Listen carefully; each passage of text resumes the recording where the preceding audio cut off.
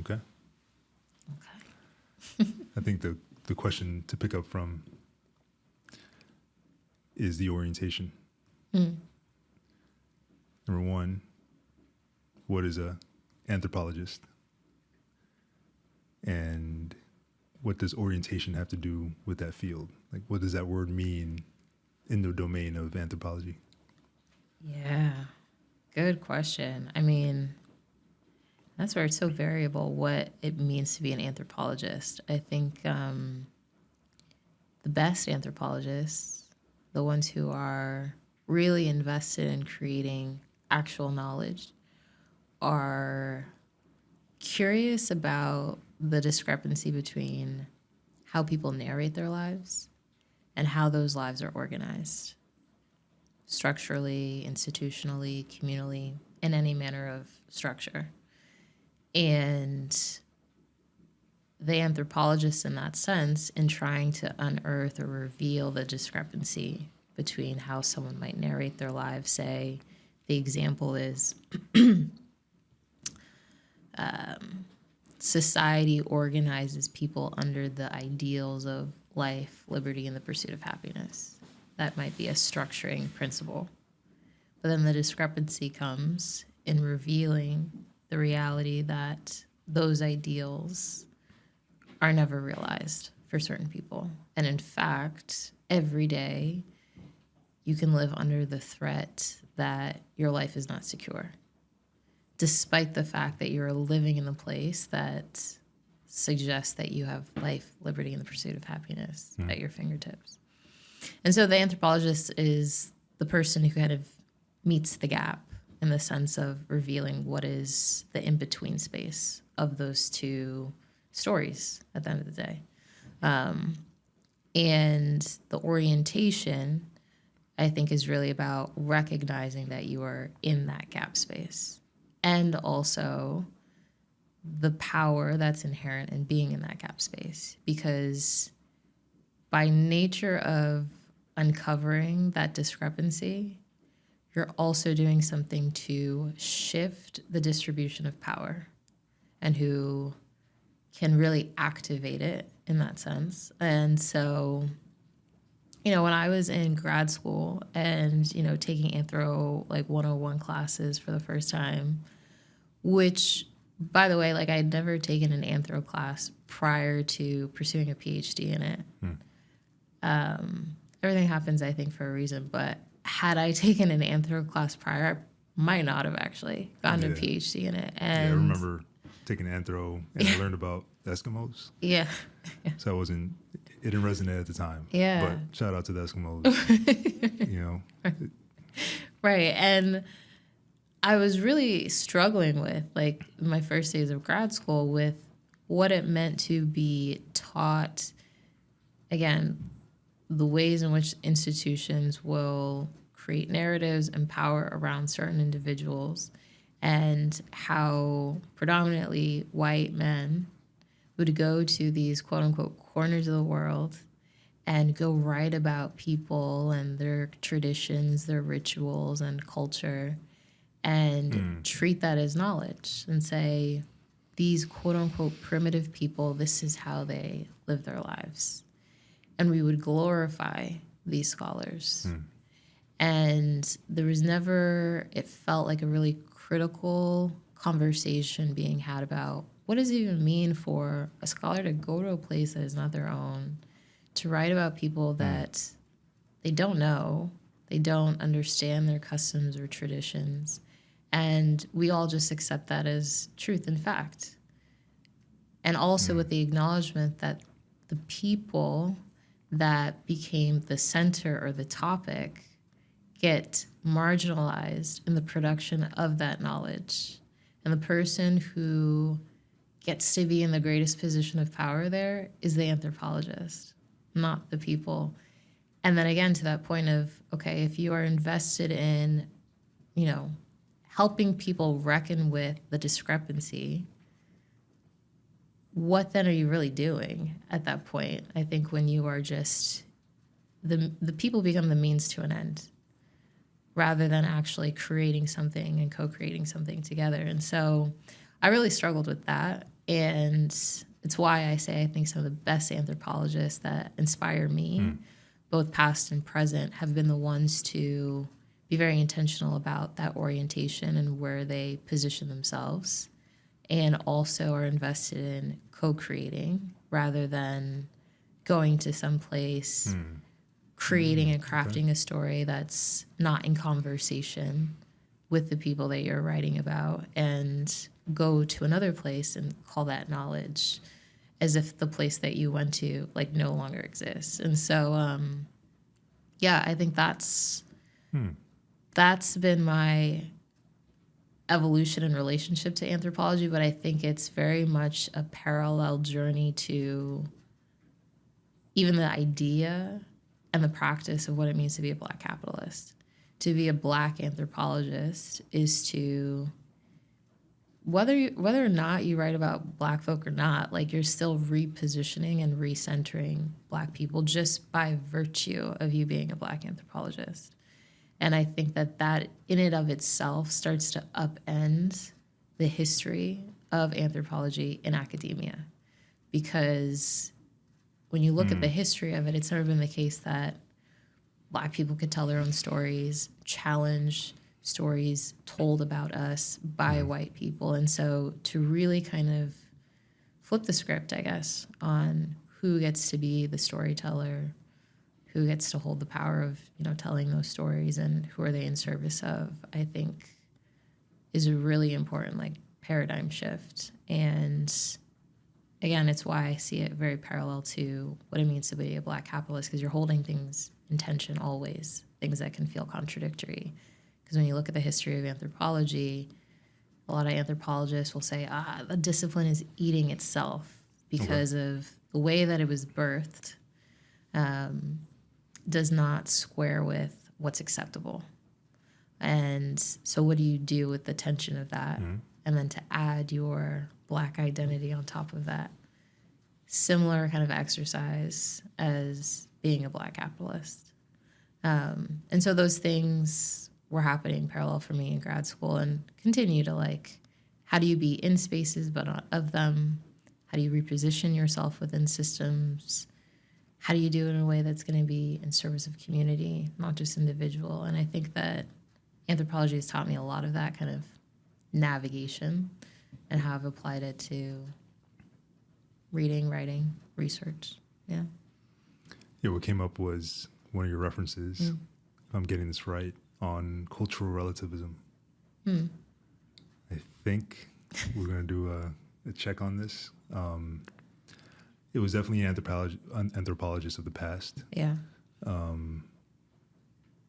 Where I think cultural relativism speaks to is that before we even get into that, I think what we should bring up is, you mentioned power and the power dynamic in anthropology. Could you break that down? Because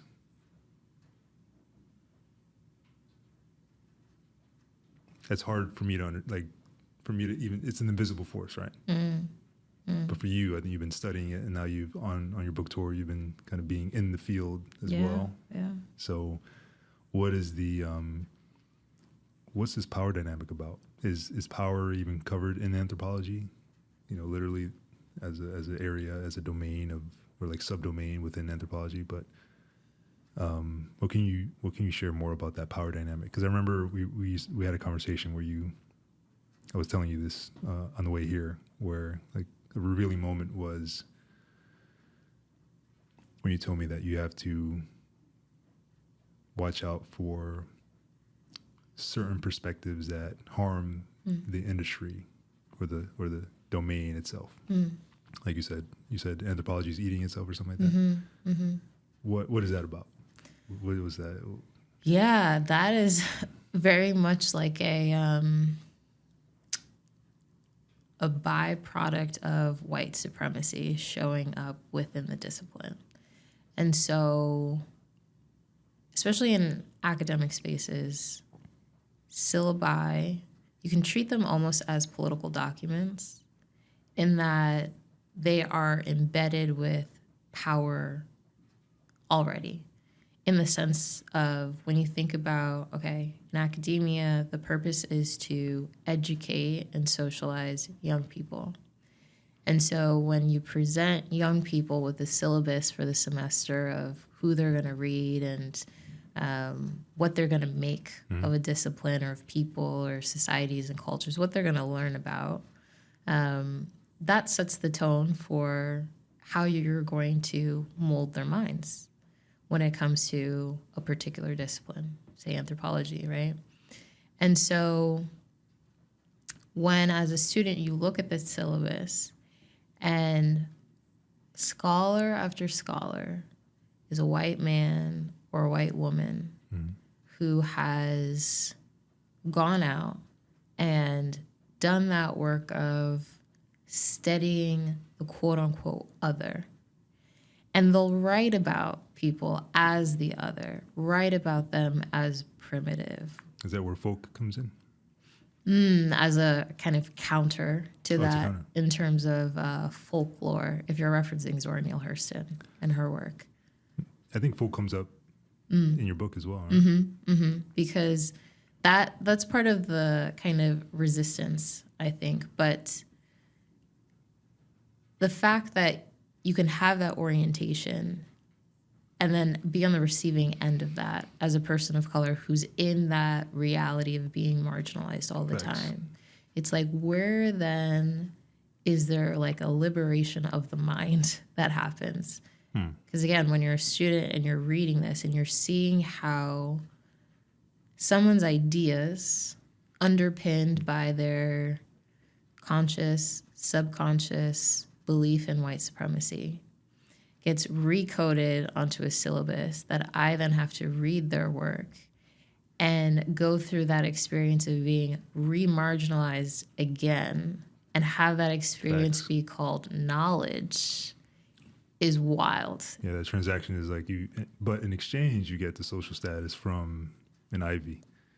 You know, well, I'm just then, saying, like, that's a dark transaction, right? It's like, yeah, and also, I mean, I think if you are aware of the transaction when it's happening, that's what I was gonna say, then it can pivot and be more intentional and strategic. But if you're not, I think that's where it can feel dark and feel like you're missing, or like your sense of agency is kind of being lost from you in a sense. And so I think all of those questions I was grappling with in the moment, because again, I'd never taken an anthro class before. And so I was just like wildly critical of what I was reading and the fact that I wasn't okay with like spending my time reading the work of people who were invested in marginalizing me. I didn't want to do that. And so I needed to see and have evidence of how you can produce anthropological work that wasn't what we've collectively in academia pointed to and said that is the model for anthropology. It has to be actually something different. But again, I think even calling attention to that is calling attention to, like I said, white supremacy and the ways in which it's reproduced in systems in academia, for example. And so it was a breath of fresh air to read the work of Zora Neale Hurston, which, again, she being the only Black woman on a syllabus and is tokenized in that way is, oh, okay, like you're looking for a Black scholar, here's Zora Neale Hurston, as if there aren't other Black anthropologists who are living today that could have otherwise been on that syllabus. So that's what I mean when I say it's like a political document. It's like you're archiving power and who you're saying institutionally their voice does not matter, you know? And so that's, again, becomes another like tension that you have to hold on to, because it's like, oh, great. I love, that I get to experience the work of Zora Neale Hurston, but also sit in the reality that why is it her work is the only one that I'm getting access to in this space of power, you know? And so... how do you think that one got through? It got through because they needed a token. They needed someone that could appease my criticism and rechannel it there. That's what they needed. Were there any other anthropologists that I would say didn't fit the mold in the syllabus? In terms of Anthro 101, no. No? Wow. No. Interesting. Yeah, So it's exactly. like, got you. It's all the Exactly. way down by like the kids menu. Yeah. You gotta Yeah. squint. Is that Yeah. right? Okay. Yeah. But what were the highlights of her work? So, especially when you read Mules and Men, Okay, I think that's the one I remember. yeah, so much of that she writes in a dialect within the community that she's writing about. And so she's really leveraging the colloquialisms, the way in which people even talk and share folklore with each other. And again, really ruptured how other anthropologists might have written about what it means to be in those Black communities in the South at that time, and how Hurston decided to write about her own community. So what she was doing was really radical, to write in a dialect that is not your kind of standard English was already kind of, you know, a critique on what counts as knowledge and how you even present knowledge. But then also it was really revolutionary in the sense of she was writing about her people. You know, I think so much of the critique sometimes, especially for Black and brown scholars who say, I'm going to go write about my people, the question becomes, well, why? But no one's asking why when a white anthropologist goes to Africa and starts writing about Africans. That's never the conversation. And so it's really just like a resistance to those critiques and really trying to push back on what would otherwise be some of those byproducts of white supremacy. Or even, I think when I started this work, and it was very clear that I was centering Black lived experiences, some of my Black colleagues said, well, I get why you're centering Black people, but you should at least have a white counterpart to draw relation. Okay. No, no, it's not necessary. Yeah, what are they trying to do? They're trying to keep the status quo, right? Keep it, which is the opposite of what you're about to do. But I'll bring that up in terms of like the fear aspect. Yeah. No, I get, we do want to conform. It's hard coded into us to stay within status quo. The further you go, the more signals we get from our brain to be like, listen, we got to stay in the tribe. If we leave the tribe, survival gets way harder. Yeah. And sometimes we're not aware of those influences that are acting on us when we give these comments on, hey, include this and that person to keep a balanced menu. But the balance, you're talking less about the menu and talking about more about the balancing act itself. Yes. Yes. Right. It was interesting. I was watching this interview. It was Toni Morrison. She's getting interviewed by this white woman. And the white woman says to her, like, would you ever consider, writing more about white people? And Toni Morrison, she's like, I have already.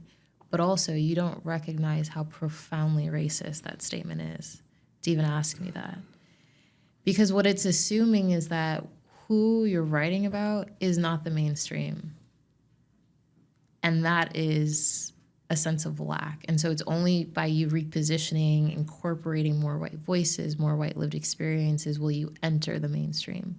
As if where she's been, it's not possible to be the mainstream, And so, yeah, I think when I talk about the discrepancy between how people narrate their lives, how they're organized, this becomes part of that gap space to even just name it, Okay. Yeah. Is that the tension you were referring to? Okay. And it's funny because you probably have developed multiple strategies to try to guide people. But this maybe because you spent so much time going through, taking people gently through that tension, all that has boiled up to this part two where you're like, what? Now I'm gonna try. I'm gonna have to deal with it anyways. But before we get there, on what's coming next after Black capitalists, for me, this is like a learning experience where, again, my mission, right? It's like I want all humanities experts to be cool, be well known. And it's crazy how much I don't know of them, right? You're like the only one I know and like have seen the progression of. So what techniques do you feel, are there techniques? Like I'm still trying to understand anthropology. Like what do you think is a fundamental technique, like research, right? The reason I bring this up is because I think the techniques then lead to how you can harm, is where you start sneaking in the power trade-offs or maybe the harming elements of the field itself. Am I correct in saying that, where it's through the techniques found within anthropology? I'm sure research is just like a general term, but I'm sure there's different types of research, different type domains of anthropology. Where does the corruption happen within anthropology, even before the syllabus selection? I think so. Like the special sauce, or like the cool part, if you will, of anthropology is the method, specifically of ethnography. And ethnography is a really compelling tool to tell stories, because what it means is you go to the community in question and you spend time there, and you might do participant observation. You just really get a deep sense for how the people or the community live their lives. And that becomes your source. And from there, you tell the stories. And that usually takes a long time to like even really build a deep understanding. And I think that's where you'll see distinctions made between, like, a lot of people know what a journalist is and how they might like capture a story, but there's often the critique from anthropologists of journalists, because there's a thinking like you really got to spend the time. And so to tell a really compelling story that is truthful, you can't do it in 2-3 weeks or however long, that kind of condensed or constricted time frame that a journalist might. And so I think ethnography, again, when done really well, and you read the work of anthropologists who use ethnography as a way to tell stories, those stories become so compelling. And I think what also sets anthropology apart from maybe any other discipline, when you think about that storytelling element, is that the two things that are uniquely human that we do, and that is set apart from any other living organism, is that we cook our own food and we tell stories. And so when you really distill it down to those two things that make us uniquely human, and ethnography becomes a way to build sympathy and maybe even sometimes empathy, to then tell real stories that kind of make us pause or think differently or shift our mindset. Like, that's a really powerful position to be in. And so I think that is its greatest tool, but that's also where power or any kind of external influence, whether it be like individually contrived or externally, can show up in then how we tell the story. I mean, there's a maxim around like whoever tells the story in the history books, those are the ultimate like victors, right? And it's no different with anthropology. It's like, who is actually telling the story? Even if you're telling a story on behalf of someone else, like you at the end of the day were the one who penned it. And there's power that comes with being the storyteller rather than being the facilitator, which is really what you're doing of someone else's story. And so, I think that's where it can get really corrupted. And there's been a lot of effort, I think, to, at least within the discipline, for people to really treat people not as research subjects, because that sounds like you're in like a lab or something. You're treating people as like test animals, which is obviously problematic, but to rather, you know, be in conversation, even talk about the people that you interview or do ethnographies with as interlocutors. Like we were literally in dialogue together to arrive at some kind of knowledge. And then also making decisions as the narrator that are going to be in service of the people that you're working with. Facts. I think even in this book, it was really important for me to protect anonymity at all costs for those who wanted to be under that protection. And so even for a lot of the women that I spoke to, they're like, yeah, I'll speak to you, but like, I don't really want to like show up in the book in some way, because even if you use anonymity, there can still be the reality of the fear of some kind of retribution. Because, you know, if someone's intentional about trying to figure out like the real identity of someone, they might be able to, you know? And so making that decision as the writer to say, how do I respect the needs of people while still be in this position of power to do whatever I will with the stories that they've shared with me. I think someone who's invested in power, they'll write what they want, you know, and that there's no relationship there with the people that have entrusted them with their stories.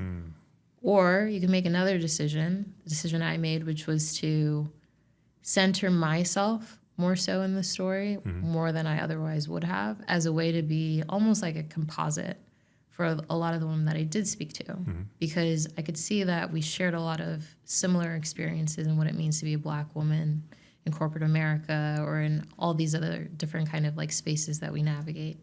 So I can draw on their stories without putting those women in any kind of jeopardy.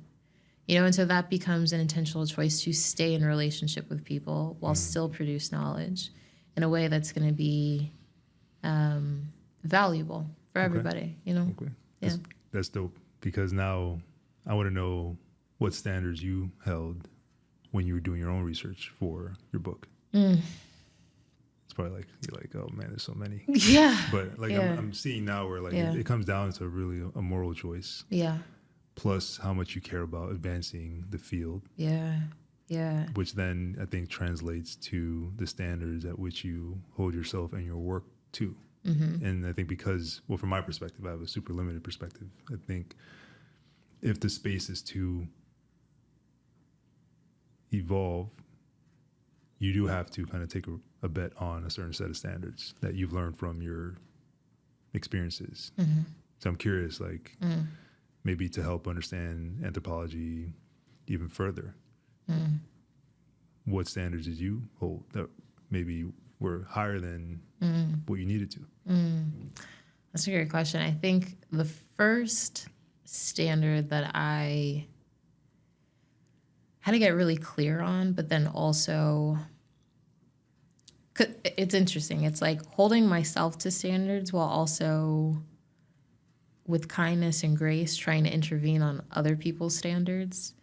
And I say that because within Black studies, I think the first warning sign that I got that this work would be polarizing or difficult for some people to sit with was the fact that I was in the Black Studies department. I had shared like a rough sketch of what this work was going to look like and unfold over the rest of my time in grad school. And one of my colleagues, she said, Black capitalists don't exist. You know, at best they can be financiers, but they can't be capitalists. And it was in that moment where I was like, damn, I have a standard for how I think about Black life from a place of a lack of limitation. Okay. We can literally be anything and everything. The person who was talking to me with that critique had a limitation on what Black life could look like.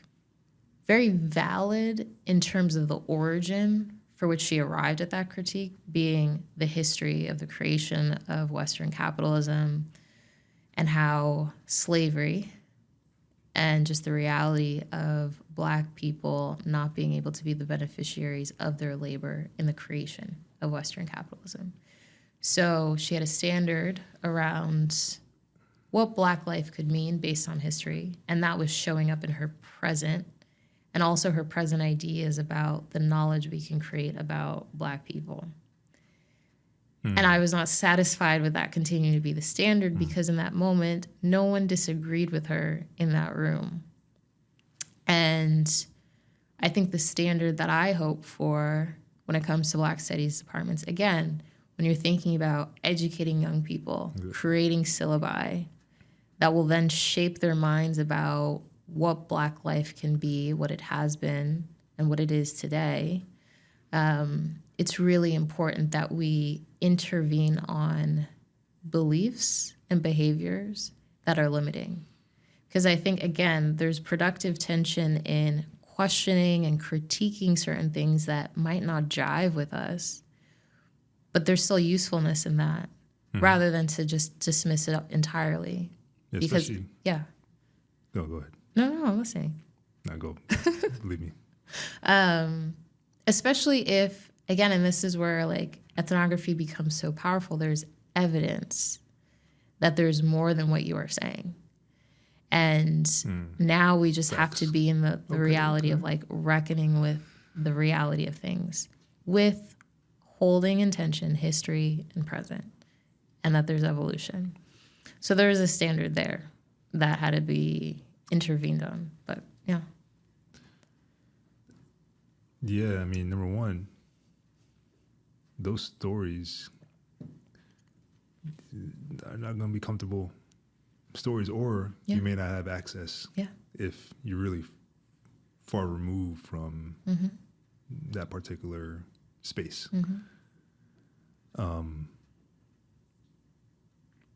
You know, there is that, right?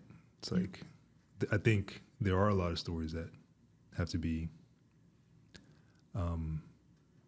told, right? But what you were saying earlier makes a lot of sense now. I can see where like knowledge production ties back in. It's clicking to me that knowledge production is the main output for an anthropologist, right? Yeah. Not just a book. Yeah. Yeah. It's the whole process of knowledge formation. Yeah. Okay, that's hard to understand, right? Or at least for me, because I don't really I don't get to see the knowledge. I maybe see the product of which knowledge informed the development of, or I get to see the social outcome of which, like a social program or any type of output. That's what I experience. I don't really see the knowledge that then informed straight up. So I can that clicks. That makes a lot of sense now. So I kind of understand your orientation of like, no, you have to have super high standards for this knowledge production. Yeah. Interesting. Okay, like a whole new set of questions are now. Yeah, because it's like the genealogy of things, where it's like, how is it that we got here? And if you distill it down, it becomes a matter of stories that got us to here. Okay. So then you're asking, well, who told the story? And surely that story wasn't just about them. Got you. You know? Got you. Okay, so we're definitely running on, let's say, limited stories. Yes. Got you. Yeah. Interesting. Now, would you say I mean, for sure, it's definitely easier to get access to certain stories. But tell me about that, because that's my assumption. So I want to challenge my own assumptions. If you wanted a story in a particular space or culture, I'm using the word space to include all that: people, culture, subcultures, undercommons, which we'll maybe get into if we circle back to that. What is the process of being like, you know what? I think this space needs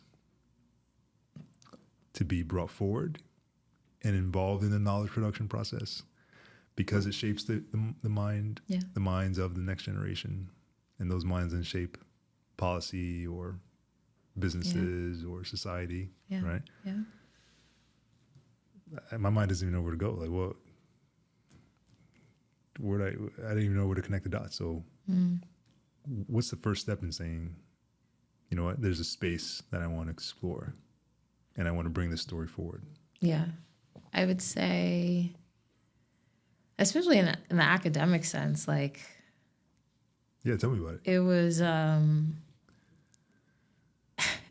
it could just be like bizarre, right? Because Yeah, walk me through that. Like, there's like, you're in, what semester? yeah, like ethnography. It's not called ethno like 101, but basically it's like you're learning the toolkit Interesting. of anthropology. Did you realize at that point where like, oh wait, this is a tool to give a space, a voice that otherwise wouldn't? Yeah. You already knew beforehand? No, I knew it when I was in those Anthro 101 classes, which I took prior. That's what I mean. Like, bring Yeah. it to, so you had taken Yeah. Anthro 101. Yeah. So I'm like, oh, I see how power gets coded in the pages of books and textbooks. And this is undergraduate? This is grad school. Oh, so that's what I mean. Walk me through the whole. So you're at grad level Yes. after having taken Yeah. Anthro 101. Yeah. Okay, gotcha. And Gotcha. at that time, I already knew what I wanted to research.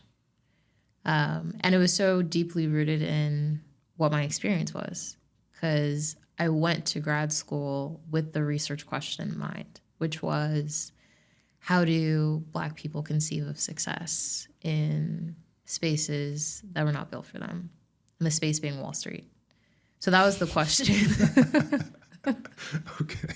So that was the question I had. It was built for them, but in a different way. In a different way. Just be And clear. so, but then that's why conceive of success becomes important, because it turns the mirror on us in terms of, okay, the questions of like how and why do we navigate these spaces, and what does it even mean to be successful in this space on our terms? Okay. And so, that was my thinking. That was the research question. I'm in Anthro 101. I'm like, oh, this discipline is fraught with problematics. I'm reckoning with, how knowledge and power work within the discipline of anthro. Mm-hmm. And then, next semester I'm taking the classes around like, okay, here's the toolkit of how you actually deploy a kind of anthropological lens to your work. Ethnography being like, again, like the big one that a lot of people kind of leverage. And unsurprisingly, it's the folks of color in the room who, and mind you, my anthro cohort, there was 4 of us, including myself. My Black Studies cohort was much bigger, but for my cohort in anthro, it was just 4 of us. Oh. And the people of color, we were all invested in research projects that had to do with our communities. Mm-hmm. And so to be in that ethno class, and there were some other folks who like joined the class, the direction was, okay, just go. Like, go to that community, go to where you think you can connect with the people to learn more about whatever it is you're interested in, and just take it from there. And yeah. I feel like I've been doing that now. So in a way, it's like, cool. I'll go home, spend time with friends, just be in relationship with the community that I've already been in, because it felt very natural for me to be studying my life. Oh, wait, this was actually the assignment. Mm-hmm. Okay. This was the assignment. Gotcha. There was no other rubric, but. No. I mean, there's, again, now that the discipline, I think, has been looking at itself in a more critical way, then there's the questions of like, oh, challenge the ways in which, or just acknowledge in a reflective exercise your position of power as a narrator. And so that becomes like the word of caution before you're just kind of sent out into the quote unquote field to do field work. So dope. Yeah, I see that as dope. Okay. Yeah. And so that was that. But then I think for my white colleagues who were doing work in non-white spaces, I think that was a very different conversation for them to reckon with within themselves around what does it mean for me to be studying, this barber shop in Southside Chicago, and reckoning with the tension there. And so that's something that they had to kind of... Did they go? Oh, yeah. They go and they do it. And Hey, I mean, most people won't do that though. I'm just saying. Like, yeah, I don't know if I would go. You know what I'm saying? Like, it depends, you know, like, because it's just different, right? Because if you grew up in, let's say, and you're aware of like all the possibilities of certain environments, then you move cautiously, right? It's just like there is street smarts as well. So, you know, if people decide to go and investigate, and I'm not saying that it's like that on. I'm aware of all the mechanisms that allow that environment to be the way it is. There's a reason why each hood, for example, has a reputation. You know, because they're responding to being used as the costs of goods sold in a way. Whether we're talking about any type of political power of a certain people or space. And then it just gets more conspiratorial from there in terms of like certain neighborhoods and breaking up leadership structures. And so I say that with that kind of context that I'm aware of. But that being said, I know people who wouldn't go just for that context. Now, if I'm going to go there to get a haircut, that's different. But I'm going to go there to say, hey, I want to, like I would, not that I wouldn't, but I would think twice. So for these people to be like, all right, like, okay, like I'm curious on, like, I would watch a YouTube channel to be like, what happened? Yeah. You know? Yeah. And I think in the most gracious interpretation, that can be seen as a kind of courage or bravery to cross kind of cultural lines. But I think in I would just say the cross the cultural lines for sure. Yeah. You know, we need more of that. Yeah. Like we need to figure out a recipe for how you do cross cultural lines. Sure. But I want to definitely hear on, I think you're getting to that because it's like deciding on how to enter these spaces. Because I think in the least gracious interpretation, it can be seen as a kind of entitlement to other people's spaces that you don't belong in, and this persisting kind of white gaze, curiosity or expectation that you deserve or should have access to people and their dialogue that you otherwise wouldn't have access to. You know, and so then if it is that, there is the exercise and the reality that someone has to figure out, how do I create a space of trust between myself and the people that I'm wanting to study, especially if I want to be doing that work of like bridging cultural differences in order to co-create knowledge. Yeah, I was going to say together. The co-creation part is key. Yeah. Right? Yeah. That's harder to do. Yeah. When, I can see where that's harder to do. Yeah. Yeah. So, yeah, that was the kind of direction. And so for me, I think there's still the element of like building trust that's still important, even in what was already my community at the time where I was like, okay, I'm in the field now. But still, it shows up in different ways, like I said, around like anonymity, or how do you deal with really sensitive topics, or like economic trauma and other ways in which, because it's not just that you are co-creating with the people who share their stories with you, but there's also a kind of co-creation exercise with people who read the work.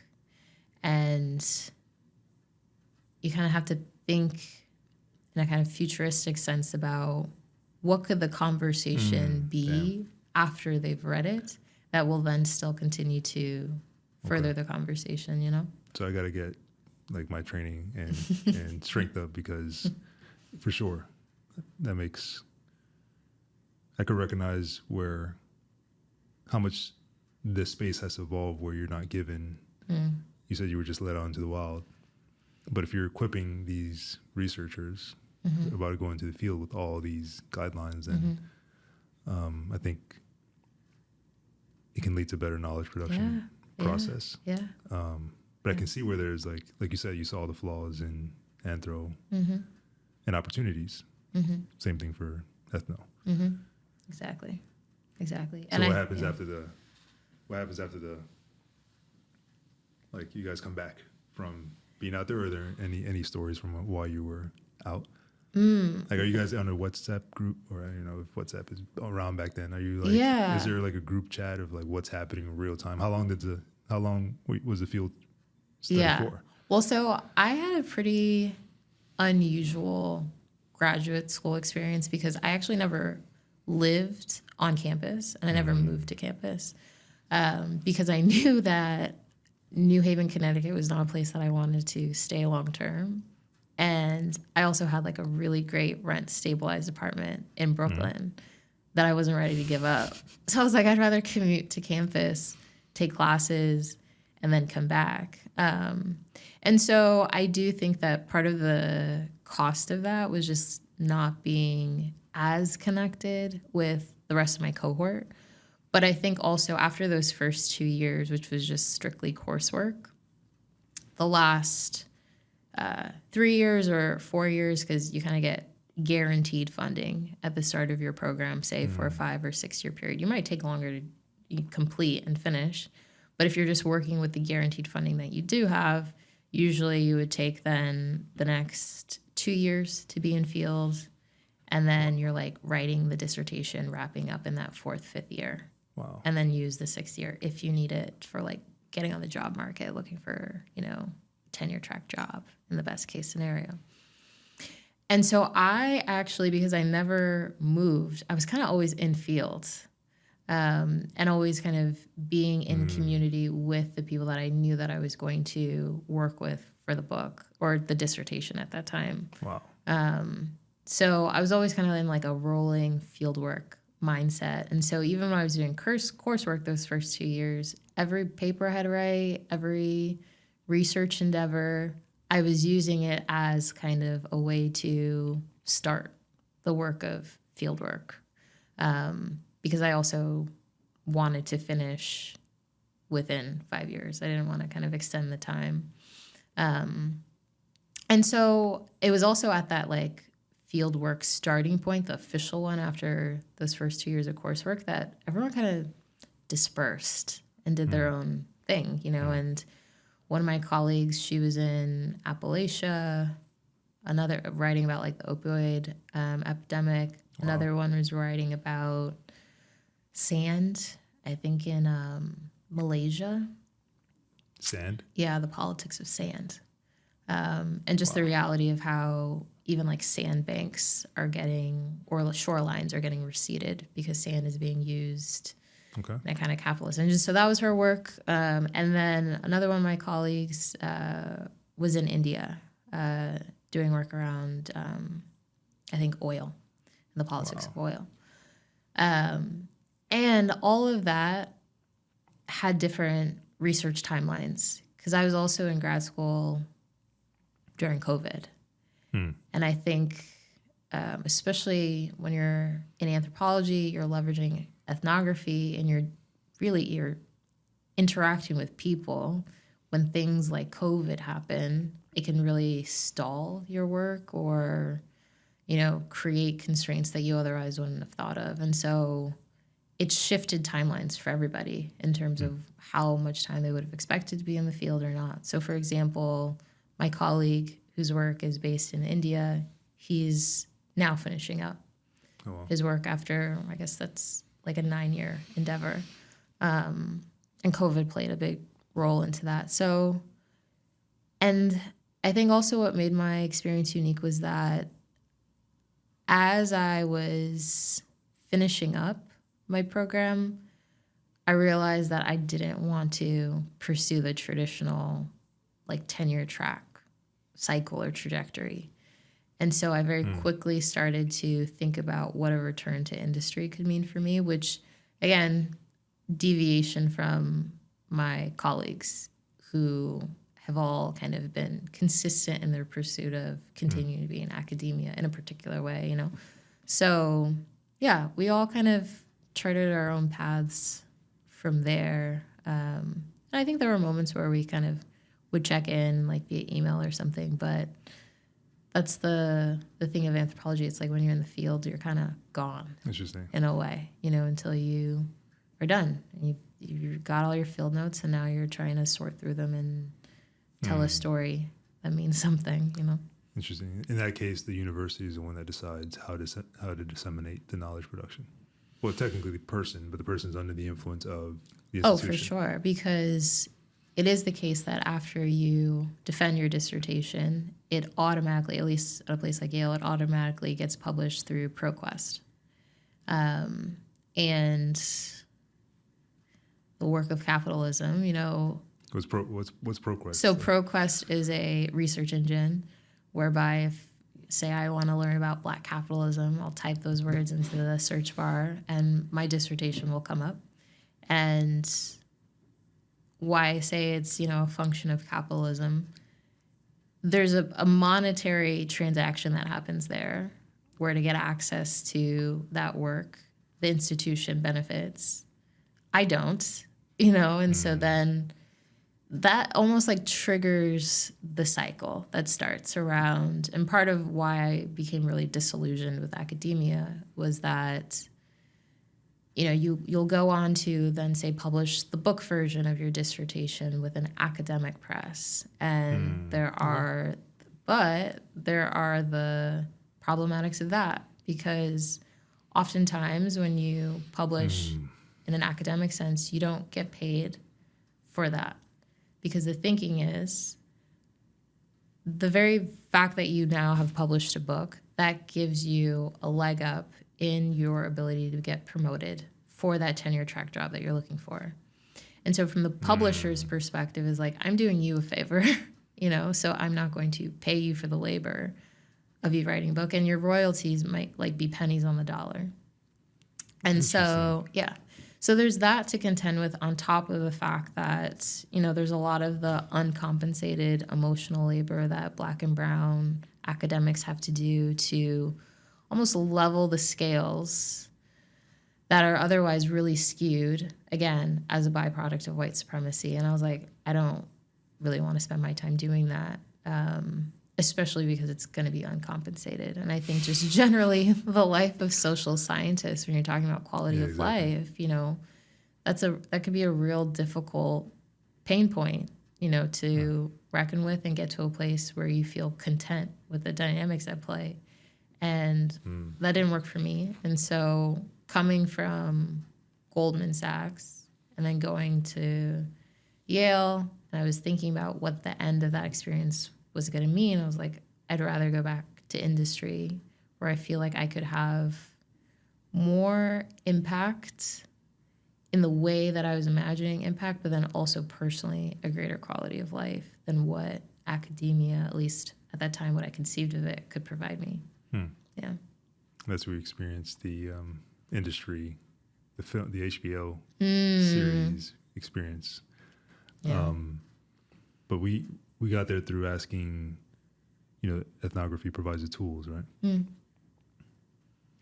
So at the end of back to what you were saying in terms of the choice of staying within that track, I guess it depends on whether you want that funding, right?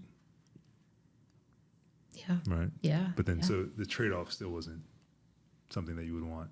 Is if an institution is providing you funding, it still leads to you producing work that then doesn't fulfill the potential you feel as for your own quality of life and your own missions outside of that. Yeah. Okay. Yeah. Because I can remember this. He was my thesis advisor. He went on to be on my dissertation committee. I told him, I want to finish my program in 5 years. And he's like, oh, well, you have 6 years of funding. Like, you could just stay and, refine the work even further. I was like, no, that's not worth it to me to stay. Interesting. Because I just see more value in closing the chapter and kind of moving on. But again, I think it was because I was very clear on what my relationship to academia was going to be like, at least in the foreseeable future. It wasn't a space that I wanted to continue to nurture a particular kind of relationship with. So, yeah, I think when I was done, I was done. Yeah, we'll give you that clarity. Yeah, I remember reading about stories about your mom and your grandmother. But what made you say, I'm good on the 6th year? I think I was just growing really disenchanted with how academics and scholars were relating to each other and just the culture of the space. And the culture of the space was not mirroring the level of impact I felt like the space was having outside of the space. So by that I mean academia can be very judgmental. You know, there's something to be said for, I guess, in terms of people being able to read a book and like critique it from top to bottom and like just disassemble people with their words of criticism. Like that's almost a sign of intellect in a way to be able to do that.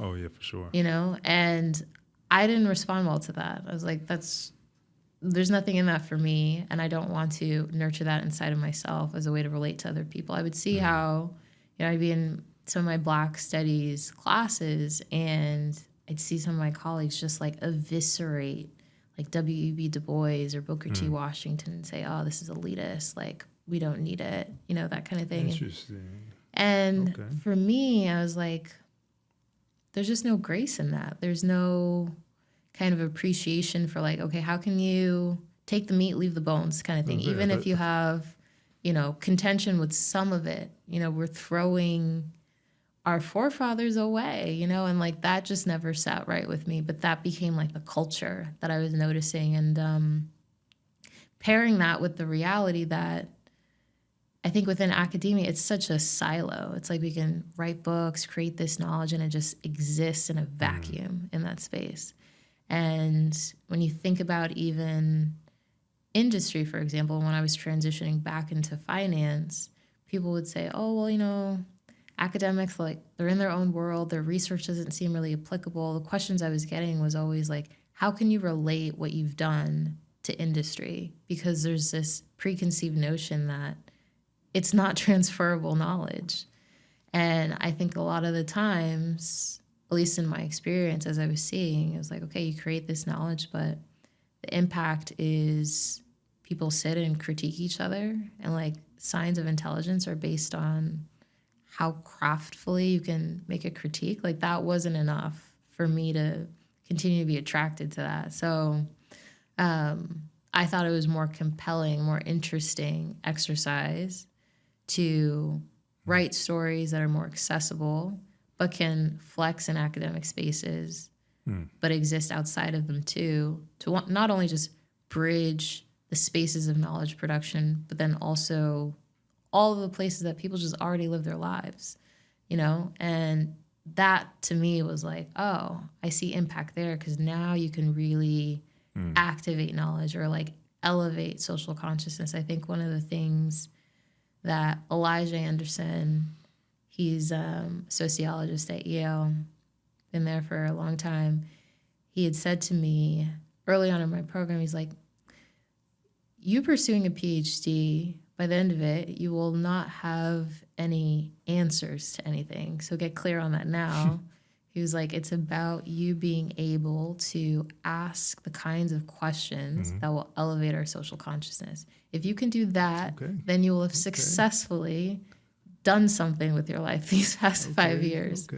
And so for me, it's like, okay, how can we elevate social consciousness? And judging each other in this ivory tower is not that. Interesting. Yeah. Shout out to Mr. Anderson, right? Yeah.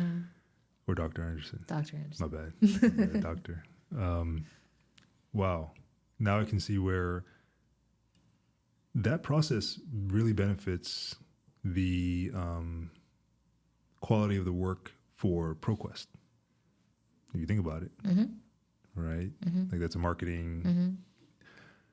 I mean, I'm not judging. I'm just observing, at least from my perspective, which is like, it seems like if people are highly argue about the quality of one another's work, then through like struggle, only the highest, I don't know, maybe socially relevant and current information rises to the top. You know, morality changes over time, what's socially acceptable changes over time. So maybe that is like an implicit bias within what creates the most premiums in ProQuest, if I'm understanding ProQuest right, because you said that research gets sold through ProQuest. Yeah, so it's like a repository of research. For private institutions as well. Well, in certain cases, I think there's different distribution entry points. One can be the dissertation. Another can be your researcher. You've written an article and you've submitted it to get it admitted into the repository. So there's different kind of ways. But if you are pursuing a PhD and you successfully complete it, automatically your dissertation gets submitted. But who are the buyers on ProQuest? Researchers. Like if I'm looking to get access to an article, I would have to pay for it. And this includes researchers, academic and private. Gotcha. And public. Okay. Yeah. That's what I mean by, I can see where that argument style of hypercriticism feeds. It's a great process to have high quality work in ProQuest, even though there's other streams like you mentioned to get in there. You know, maybe charge more premiums because you have a very tight process of not only the learning the material, but to even get it through certain streams. Yeah. So I could see where I could see how that even leaked outside the institution into like the social and political spheres where it's the same kind of argument style where you're just like not even focusing on. Yeah. It's like people will be very prolific and write a whole bunch. But then it's like, but the space is still. What are you writing? Who are you writing for? Like, what is. Well, you're writing for ProQuest. Yeah. So writing for tenure. Yeah. Right? Yeah. Wow. So that actually leaked outside of the institution because I feel like I was able to witness that outside of when we started hearing about all these riots at these institutions. I could see where that culture, on one end, it helps the institution provide research grants. And so they do need to make this kind of transactional profit on the grants that they give in order to keep it there. I feel like it would be a completely different conversation to go into like that model. And we can get into it if you want. On one hand, that's the case, but on the other hand, it seems like there's a missing piece that allowed it to get outside of the wrong aspect of it to get outside of the walled gardens in a way. Like you said, like now it's, I think even in politics is the same thing. Or I see that I see that what you just mentioned on what did not attract you. You don't want to just be critiquing a colleague's work and not actually talking about, I'm assuming, the impact on the space that they were in, observing, and the phenomenons that were maybe never brought to light to that social consciousness. I could see that now, but what I'm saying is I actually see that outside of the institutions. Yeah. But like you said, the knowledge produces the minds of the next generation. So that when the next generation gets out of those spaces, it's the same type of. Let's just critique.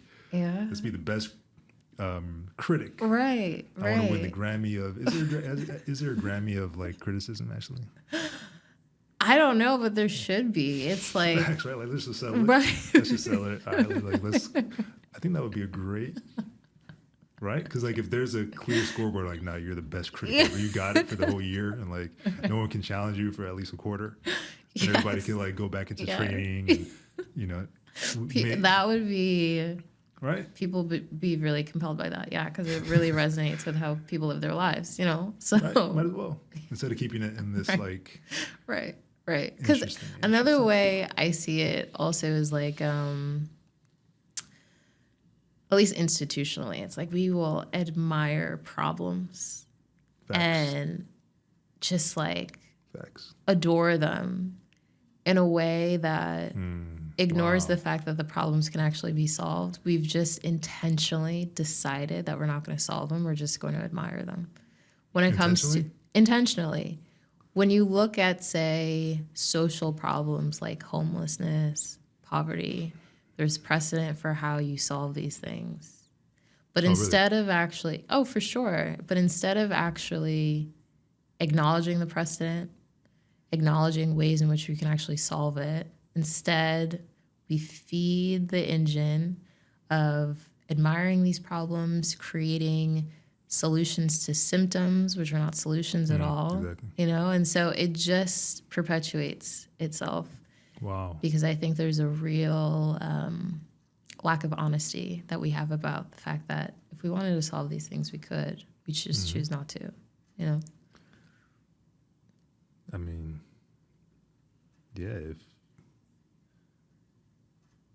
if you're taught to aim not at the center of the target, but like at the person next to you is trying to hit the target too. Like, okay, wait a minute. Yeah. Interesting. Yeah. Interesting. Yeah. Wow. That makes so much sense. And so you responded to that by saying, I'm gonna pave my, I'm gonna go this other route. Yeah. Yeah. Unpopular choice, but. And not only you decided to go through it one time, you decided to go through it another time. Yeah. Second time, I think that re-entry to finance was very different than the first one. Well, you haven't talked about the first time, though. Yeah, because the first time was just imposter syndrome. It was culture shock. It was all the things that, you might hear about. What does it mean to enter these spaces that historically we haven't been in, or they don't, account for us in certain ways. And it was the case. Being an undergrad, I studied social and cultural analysis. So that was my training. The only way I ultimately got routed to anthropology was because my favorite educators, my favorite professors were anthropologists. And so they kind of planted a seed of what excellent research looks like. Wow. And I attached that to anthropology because, again, it was the medium and the ways in which they deployed research tools to tell the stories that they told. But my undergrad training, being in social and cultural analysis, was all about, at the end of the day, critical thinking. It was just about how do you ask questions that increase our social intelligence. And I had a focus on Black studies, metropolitan studies at the time. And my thesis at that time, not even the dissertation, but my thesis was focused on Black scholarship students in predominantly white secondary schools. I was literally writing about my experience coming out of high school, being a scholarship student at a predominantly white college prep school. And what does it mean to navigate spaces? How do you be in spaces but not of them? And I got recruited to work at Goldman, which was like bizarre to me. I didn't even know what Goldman Sachs was. No one in my family had studied finance or anything like that. And I was honestly going to kind of dismiss it, but I had told my older brother that I got recruited. They sent me an email to come to like a sales and trading insight day.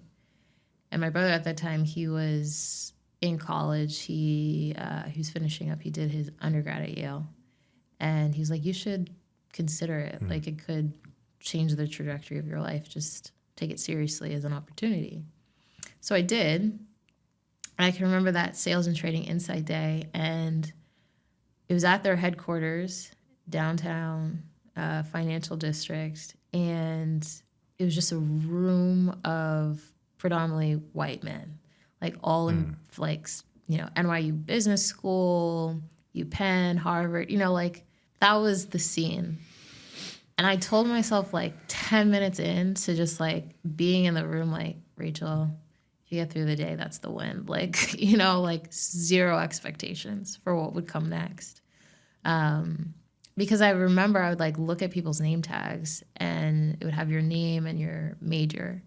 And everybody was like a finance, econ, all of that. And mine said social and cultural analysis. And I remember for the few people who even were interested in speaking to me, they're like, what is that? Like, what is your degree in? It was just so foreign. What'd you tell them? I told them it's really about critical thinking. And then they're like, well, what's that? So now we're having a conversation about what does critical thinking mean. So just very different. And I think that was very deflating in its own way and, planted the seeds of imposter syndrome. But I can remember having a conversation with the recruiter afterwards, and she was like, and then this was at a time where diversity was talked about in the kind of corporate rhetoric as a benefit to institutions and their bottom line. And I say that because when I spoke with the recruiter, she was like, oh, like your different experience is valuable to the firm. And I was sitting in the tension of like, is that so? Like, how is it? And just my positionality as a Black woman in a predominantly white male space, and then studying what I had studied, it's like when we talk about that orientation of like to be the topic that's still marginalized, like these were the questions. But in any case, I still kind of stuck with it. I got the internship and I was in the real estate division at the time. And within that, I was doing environmental social governance work. So really focused on like corporate social responsibility. So again, these questions of how can an institution be in service not only of its shareholders, but also its stakeholders and the communities that it's in. And what does that even mean? So I would spend a lot of my time actually going out into the local community, whether it be with politicians, business owners, teachers, to even ask the question of like, hey, how does Goldman Sachs interact with you? Like, how would you want to be engaged with? Like, what does partnership look like for you? What's useful? Wow. And so based on those conversations, we created community engagement programs to be a good neighbor, if you will, which, make no mistake, was also really just reputational risk management as well. Regardless of however like altruism me or my colleagues had, it was also still about just presenting Goldman in a particular light, especially I think given what it meant to be at Goldman, say, during the financial crisis in '08 and public perception of Goldman. There's always that kind of attention to how can we, be in the favorable light of the public in terms of how we show up in the public domain. So that was the work that I did there. And like I said, it was like a lot of culture shock, I think, to be doing the kind of work that I was doing while so many of my colleagues were doing more quote unquote like traditional or technical roles. They're like, you do like soft, fuzzy stuff. It was, interesting. Yeah, it was not the other way around. Well, no, it was like very seen as the work that I did was not valuable or not quantifiable, and thereby not valuable. Yeah, they're probably thinking about, again, these are expert critics, right? So they're probably seeing filters I'm not even aware of. But did they know your mission, which was, to observe the Wall Street space? No, I wouldn't say so. Okay, so then I wouldn't say so. Of course, you're going to see it as... Yeah, because also in the context of an internship, there's that inherent competition whereby going into it that there are limited return offers. Gotcha. I thought you were talking about the colleagues from grad school. Oh, no. You're talking about colleagues, like other interns. Yeah, other interns. Gotcha. Yeah. And they're like, what is it that you do? Just always trying to suss you out to see if you're a threat or not. Exactly. At that age, you're still learning how to deal with competition. Yeah. And I think we were talking about this before we went on air, but there's healthy forms of competition and unhealthy forms of competition. Yeah, this one was very unhealthy. But I mean, and you see it. You see how that internship model, and it's faced a lot of scrutiny over the years because young people have lost their lives over interning in these spaces, and the pressure to perform, outperform, overperform their peers drives people to the point of death sometimes, And so thankfully, it was never that extreme for me, but there's still the pressure that comes with just trying to get that return offer because it's positioned as, pun intended, like a golden ticket. To Willy once you get Wonka's- that like Goldman Sachs Willy stamp. Wonka's Yes, golden yes, ticket. yeah. Like you're kind of set, or like that becomes the narrative. Like if people see Goldman Sachs on your resume, again, a resume is another kind of political document around what power you have access to, what are your social networks, right? Your influence. And so, yeah, everyone's like vying for that. And so to be in the kind of role that I was in and the work that I was doing, and there was questions around like, oh, is this valuable? That was stressful because Wow. it's already, to be a Black woman doing that work, the stakes feel much higher than, say, a white person doing that work. And also what was at stake for me, because my decision to study at NYU, because I actually started college at Boston College, where I had a full ride. Mm-hmm. I was very unhappy at BC. Just at that time, it was very racist. And I couldn't see myself being at that space for 4 years. And so I, put an application at NYU because I was attracted to the social and cultural analysis program, but I was going to take on student debt to do that. And I can remember talking with my mom, and she was like, this isn't even a question. Why would you leave and take on debt? Just stick it out, And again, unconventional choice, but I was like, I'm not going to be unhappy for 4 years. Okay. And so I'm going to make the decision to pursue happiness. I'll figure out the rest. And why I think getting through that internship became so important for me was one summer of working at Goldman wiped out my student debt. And so those are also part of the stakes of like wanting to do well because of what this was going to allow me to, have upon graduation became important. But then... Yeah, especially if you're realizing that you're not going to be getting the grants, the research grants, if you go in the other path. And any research you do want to do is going to have to be self-funded, right? Yeah. And so, and I think at the time it was also interesting because, at least at the beginning of the internship, I knew I wanted to go to grad school, but I didn't know what I was going to study. And I didn't know if it was going to be a continuation of what I had studied in undergrad around like Black scholarship students or what. But that's why I felt like it was real divine alignment, because I'm there, I'm having this culture shock and imposter syndrome, but I'm also like, wait, I'm seeing Black people wrestle with and navigate their relationship to capitalism in ways that I was never taught about. Again, back to that whole thinking around like knowledge production. This story, literally seeing how people navigate this space, which is a story in and of itself, was never told to me. And so that became that research question So you're saying that I took to grad school. You're saying that you're not the only one there with the similar orientation. Yes, which is why I say... that must have been trippy. Right. And that's where... Like a Squid Games, not with the same context, but obviously with the competition dynamics it is... It may create the same, they say our ancestors used to have to, before we were in modern society, we needed to be aware of threats that were part of pre-modern society.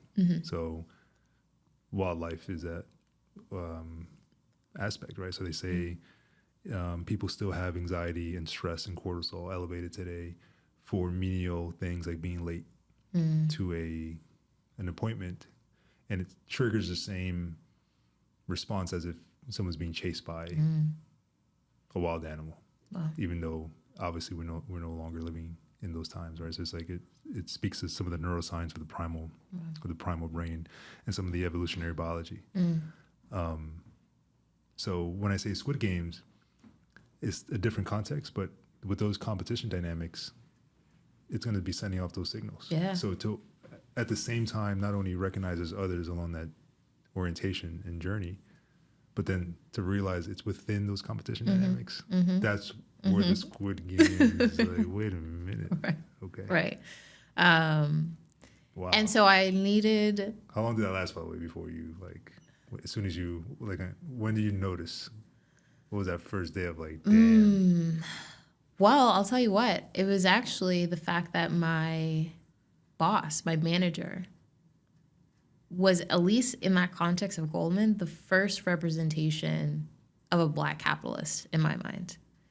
And that's when it started to, like, just change the paradigm of my thinking, because she, as honestly the only senior Black woman in the division at that time, and she was really invested in racial equity, community uplift, and doing it in the way that she was doing it, very strategic and intentional, and wrestling with all that it means to be at a place like Goldman and to do that work at a place like Goldman. And also her background as a lawyer, really invested in community restoration, deeply kind of unsettled me in the best way. She's been unsettled for like 10 years straight. She's go from one unsettled. But that's Maybe why. it's the role of the anthropologist to be unsettled. Yes. Maybe it's the role of anybody who wants to be have their social consciousness elevated, is to be unsettled. This is the gap. This is the space of the gap that I'm talking about, where it's like, okay, this is institutional narratives. This is individual narratives. These are communal narratives. You operate in the in-between space and you say something or you tell a story that acknowledges the dissonance in all of that. No matter how unsettling. Yes. And so that was, it was, and I think for me, I really am attracted to productive tension, in the sense that I think something gets unlocked once you start getting okay with sitting with things that feel dissonant. Because the reality is we navigate contradictions every day, but some contradictions feel too visceral or extreme for us to wrestle with. So we kind of tuck it away, compartmentalize it, and that leads to a kind of dishonesty about our reality. And then when you start to recognize that discrepancy between how we narrate our lives, how they're organized institutionally, then you start to reveal the dishonesty that has happened. And that's the act of that is what can be really unsettling, you know? And so seeing my manager just live her life the way she was living, I was like, oh, I need to rethink and probably unlearn some things. And also see if there's more of this, and like how, why. And then that's where I think the tool of ethnography becomes really powerful, because it's like it gives you a method to really kind of get closer to these stories and lived experiences in a way that can be thoughtfully extrapolated into how larger communities can leverage the knowledge in a way that's going to be scalable and productive, you know? Yeah. So that was the first time at Goldman. It was really with the sense of, you know, I'm trying to get this return offer. I'm trying to build a kind of safety net for myself. I recognize from social capital, cultural capital, what it means to be here from like an intentional or like strategic standpoint, and how that might be of use to me later on. While still being kind of like really stuck on some of the insecurities that it like breeded in me when it comes to like imposter syndrome and culture shock and whatnot. And so it was tense to like navigate all of that. And I left thinking that, you know, being in grad school, academia would be some kind of reprieve, but it wasn't. You know, it was its own space of imposter syndrome too, in ways that I didn't expect. Again, being presented with standards that didn't meet my own, and the reality of what is the risk associated with trying to intervene on someone else's standards just by virtue of living my life and pursuing a particular kind of research question. And then getting disillusioned with academia in the process of that and the culture of academia. To then decide to go back to finance. And by that time, it was like, okay, I have a deeper sense of clarity around what it is that I'm doing, what I believe it is I'm supposed to do, and also the personal around like quality of life and how can I be in a space of stability that will allow me to be at my best creatively in the short and midterm, knowing that being in finance is not going to be a long-term endeavor for me. And so, again, how can I move with a level of intention and strategy now? And thankfully, it's not feelings of imposter syndrome that's attached to that. I think it's more so just clarity around why I move in this space. And it's kind of funny because one of my colleagues said to me the other day, he's like, oh, you know, you kind of give off this air of like mystery. And I think he was saying it because I'm involved to the extent that I have to be at work, but you won't catch me like spending more time than I need to in that space to create the outcome that I need to create in order to maintain my spot at that space. And he was like asking me why that is. And I was just very honest about the fact that I'm very clear on the fact that I derive absolutely none of my value from being there. And I don't hold any part of my identity. It's like not caught up in it. Whereas I think some people attach their identity to the work that they do or the institution that they're a part of, their employer. And I don't get any like validation from working where I work. And so it really just serves a purpose for me. And so that's how I treat it. And I think that's what he was like responding to, but that's how it feels very different this time. It's its own tool and it serves a use, you know? Yeah, the way I interpret that is you're clear on the spaces that you do. Like the space that you're clear on has 100% of your attention. Yeah. So, you know, you're still those social and cultural analysis devices in the mind have to stay sharp for the spaces that, you know, you got to keep your eyes on. Yeah, that's right. Now, does it apply? How does it apply to your own work? Right? Because like, how do you stay research driven? I think from our prior conversations, maybe you can expand on this, but I recognize that this is one piece of the research because like connecting the dots, it's like you're still, that thesis is still running. Yeah. Yeah. You know? Yeah. So talk to me about what you've learned so far in refining that thesis, or even what have you observed from this first project? Oh, man. Oh, that's a hard one. Because I'm like trying to be positive. Hey, take as much pause as you need.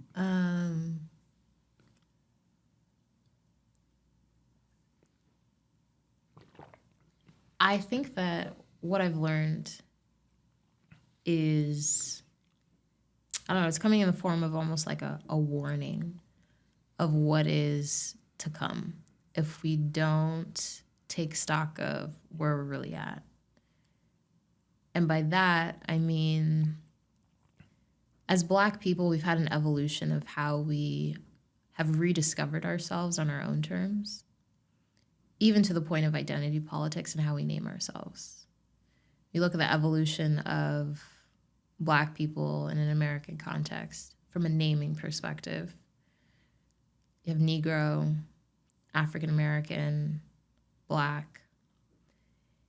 And so the question that's been lingering for me is what comes after Black as a naming mechanism for us, and also what it means for us. I think that Blackness surely it's not just a racial distinction, but it's also a social position. It connects the Black American or the Black lived experience here to a more global discourse on what it means to be Black.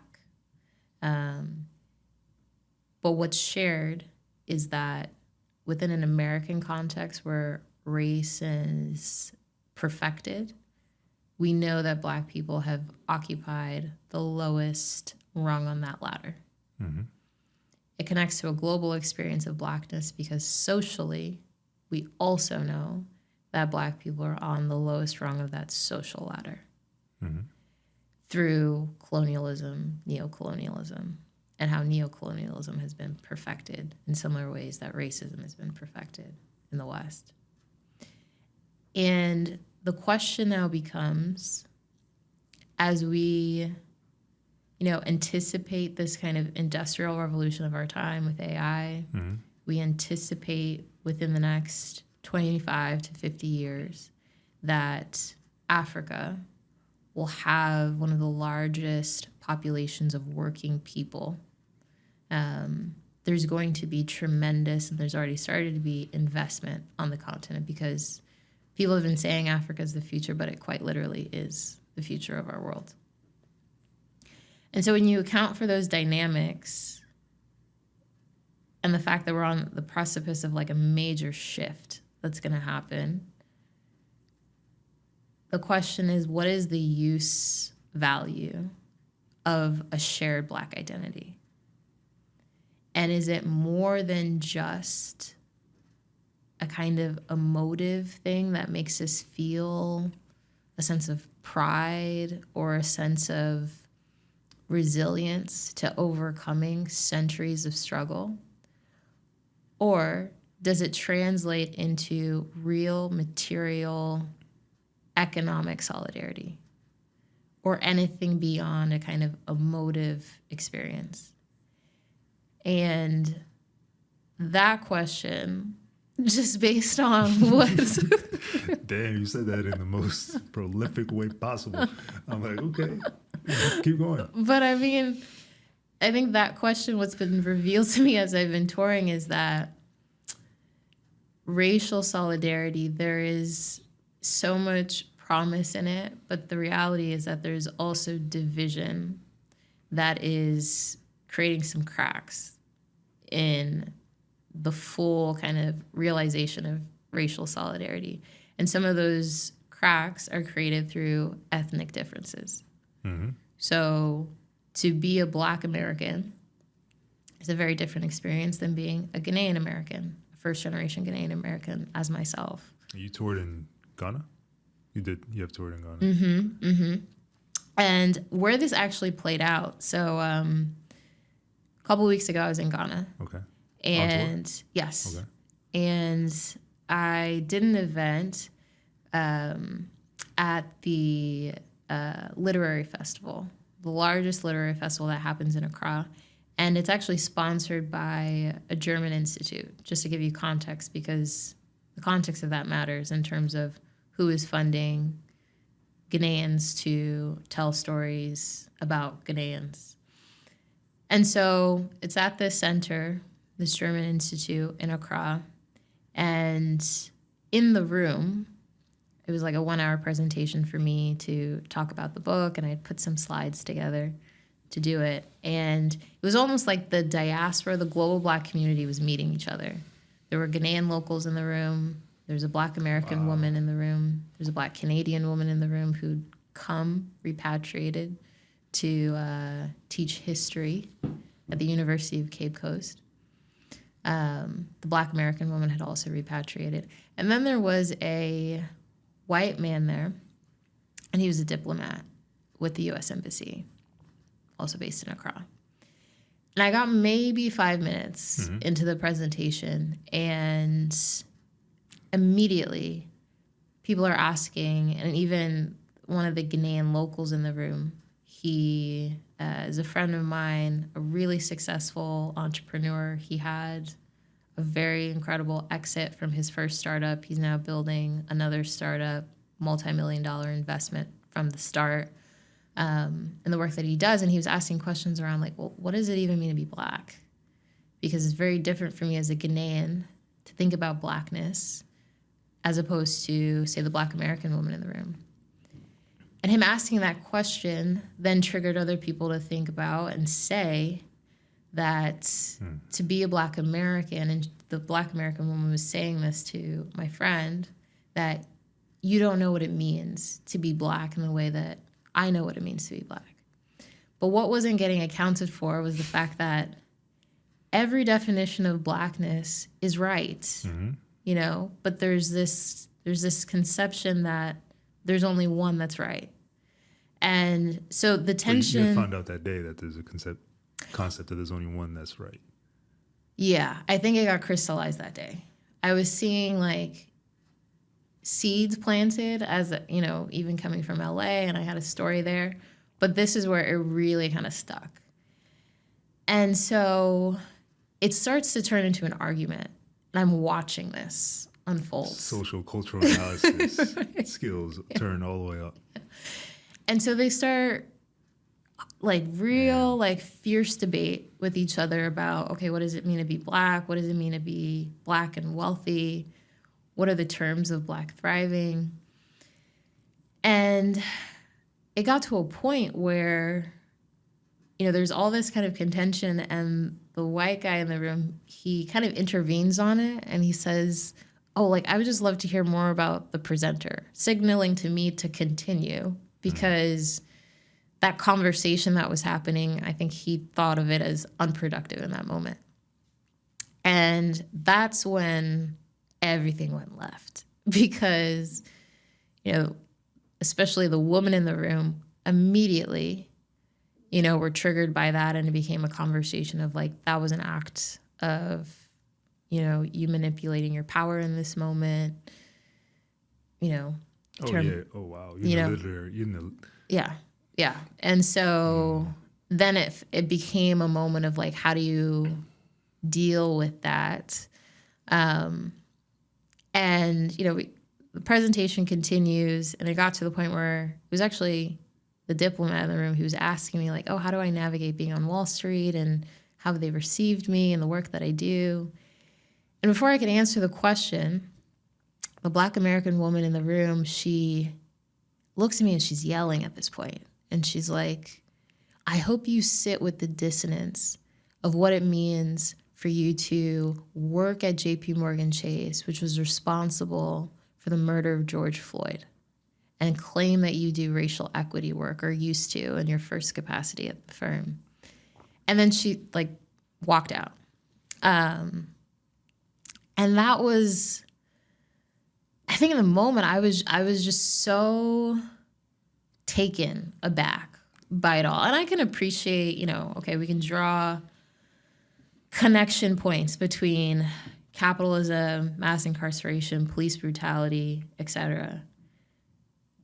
But just like the visceralness of that moment, and also the fact that for some, it's like, it's a very personal conversation. And I think some of the economic trauma was also revealing itself in that moment. And it very much felt like we needed that moment to almost like air out our dirty laundry, but it was still under the surveillance of the white gaze. Quite literally, for that white man to be there in representation of the U.S. Embassy and his kind of like diplomatic role was just so unnerving, you know, and just like the reality of, damn, like if I'm walking away from that moment and asking that question of like, what's the value of this like shared Blackness? Like, what did it do for us in that moment? And thinking about it, I was like, I don't think it did anything. It didn't do anything. You know, it was more so about, oh, you're Ghanaian, you're Canadian. We know that we have a history of slavery and colonialism.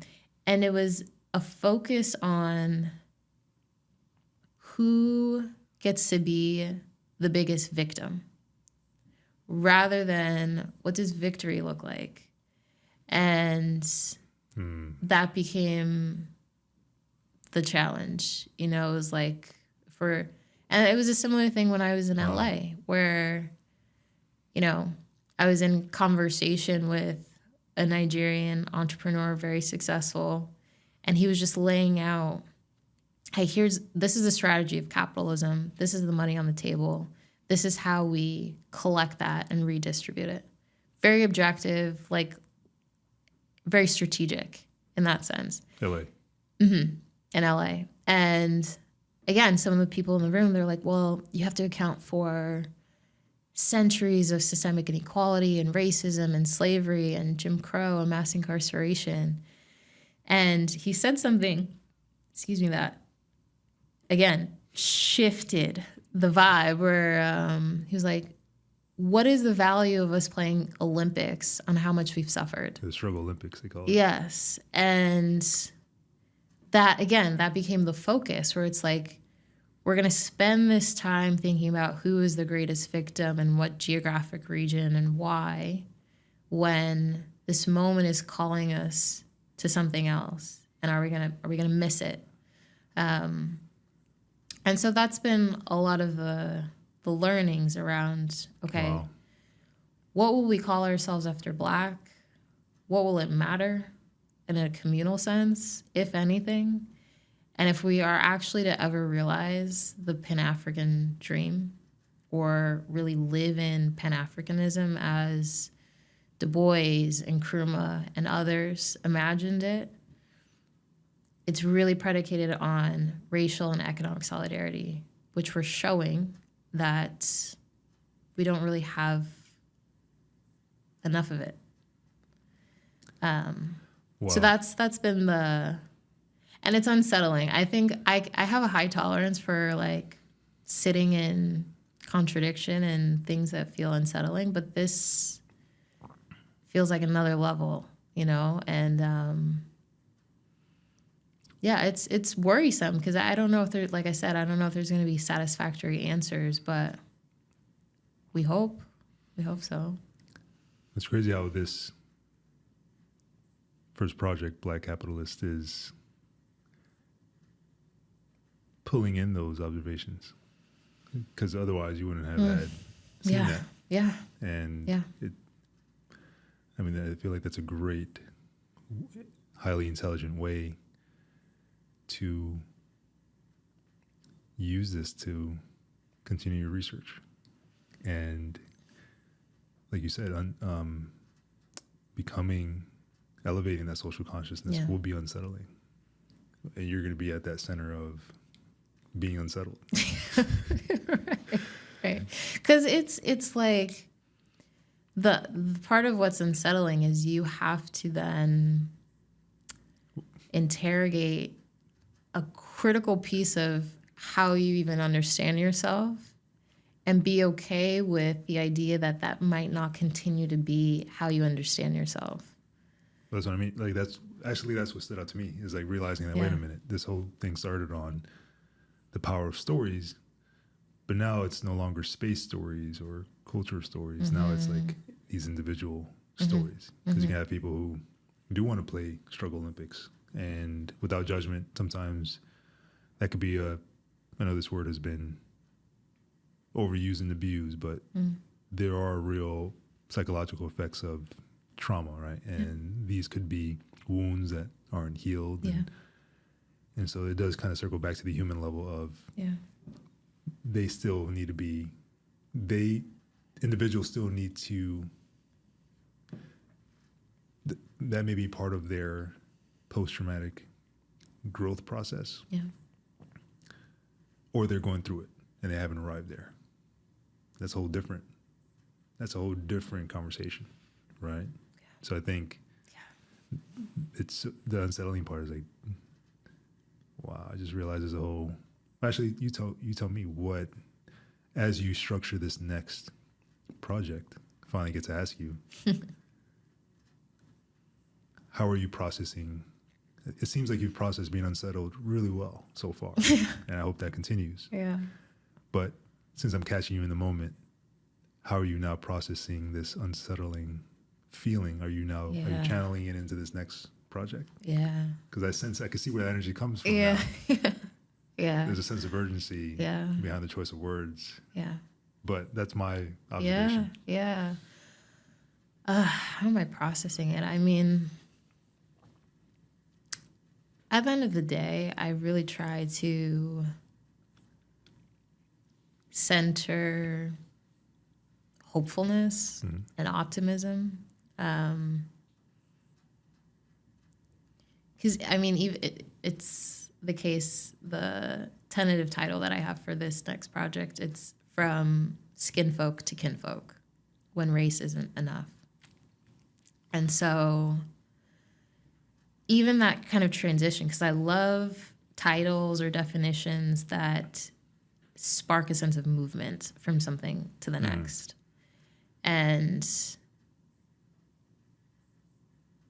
to be intentional about saying we're moving from a place of skin folk and how we relate to each other, in acknowledgement of, you know, these ethnic divisions, these economic divisions, which can lead to political division predicated on geographic difference. You know, it's like there's so many layers to why we can look like each other but act like we are not the same in our fundamental needs.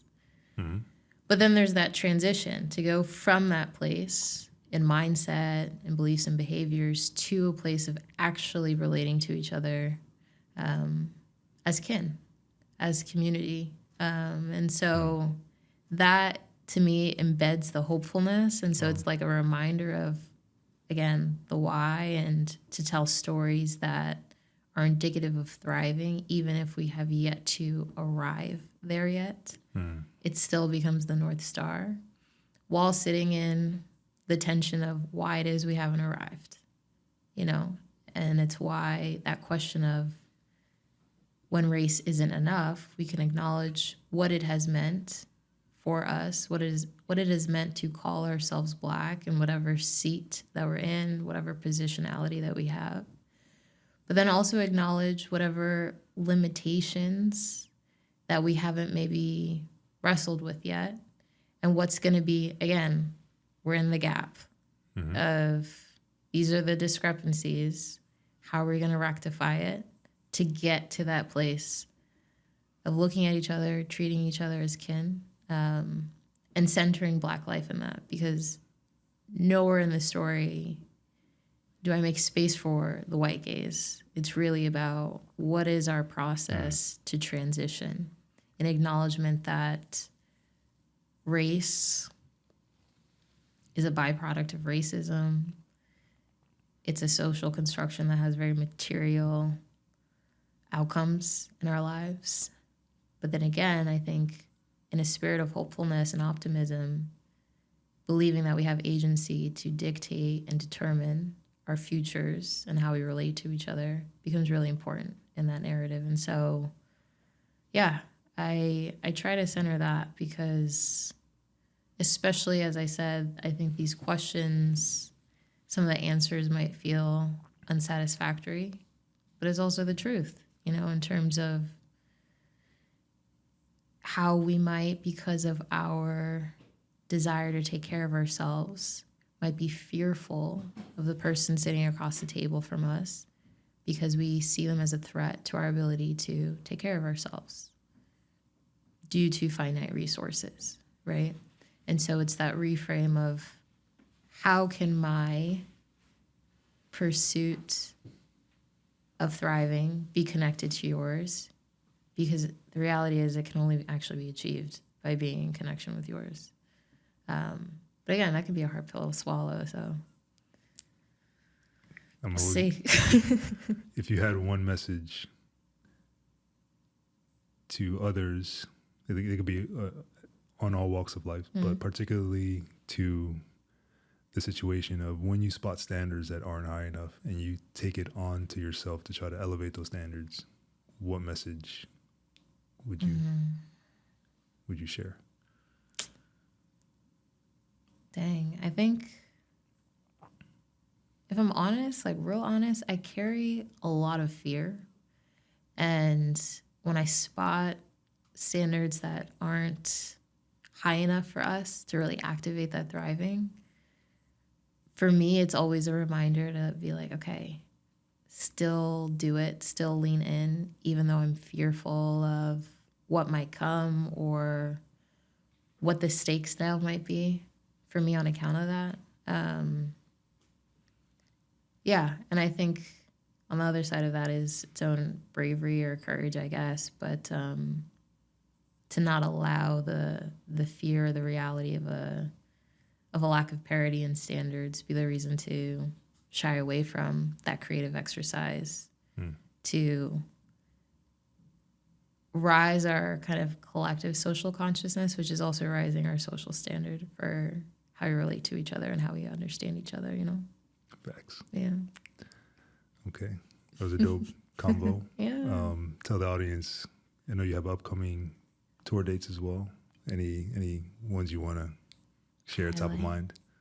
Yeah, I will be back in Ghana in a couple of weeks, which is exciting because that's home. That last experience in Ghana was interesting, and so we'll see if there's more of that or not. I don't know. I think December is always a really interesting time for Ghana because it's now become kind of marketed and branded as the time where the diaspora comes home. And so I think it'll be more kind of global conversations about what it means to be Black and the diversity of that, and dealing with the reality that Blackness is not a monolith, I think is harder than people anticipate sometimes, you know, and so more conversations. And I'm personally looking forward to that because I think it'll be an opportunity for me to spend more time in kind of the edges of my comfort zone, you know, and to kind of, from a growth exercise perspective, just lean into that a little bit more and sitting in conflict, productive conflict with people. So there's that coming up at the end of December. Also be in Newark, which I'm looking forward to. I'll actually be at the Akwaba Art Gallery.